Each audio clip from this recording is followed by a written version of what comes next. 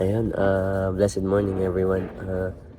So today nandito tayo sa Airport Terminal 3 and hinihintay natin yung isa sa mga client natin. Another direct flight. Risk taker kasi si ate. So from Manila to Dubai, UAE direct flight po siya via Emirates.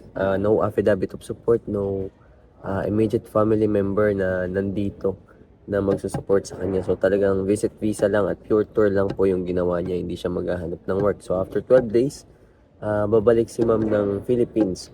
So hintayin natin si ma'am na makalabas and then tanungin natin siya kung ano yung mga tinanong sa kanya ng immigration and paano yung naging proseso.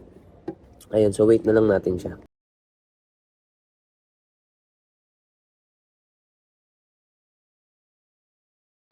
Ayan, blessed morning everyone. So nandito na po si Miss Cariza Yes, Cariza. from Philippines. So direct flight siya. Pure tourist siya, 30 days and no affidavit of support. So ma'am, ask ko lang, ano yung mga tinanong sa'yo ng immigration? Bakit sa palagay mo nakalusot ka ng immigration going Hindi here? kasi kung ano naman talaga, tour ka lang talaga, for tourist ka lang talaga, at relax ka naman, kalmado. Feeling ko, yun yung number one. Okay. So yung tanong sa akin first, yung ticket. Tapos, ang purpose ng pag-travel ko. Kung may inimit daw ba ako. Okay. Ano Sabi sagot ko mo sa may meron. inimit? Sabi ko yes. Family daw ba? Sabi ko no, friend lang. First time mo ba sa Dubai? Sabi ko yes. Yun lang. Tapos last, return ticket. Yun lang ang tinanong sa Pero akin. ilang days ka lang dapat dito mag-i-stay? Ayun, parang 12 days. 12 days lang. So after 12 days, pauwi ka na ng Oo, uwi na Pilipinas. ako. Kayo mga magpapasabay. Charot. Actually, one of the reason bakit din siya nakalusot is dahil din sa travel history niya. Madami kasing travel history na si ma'am.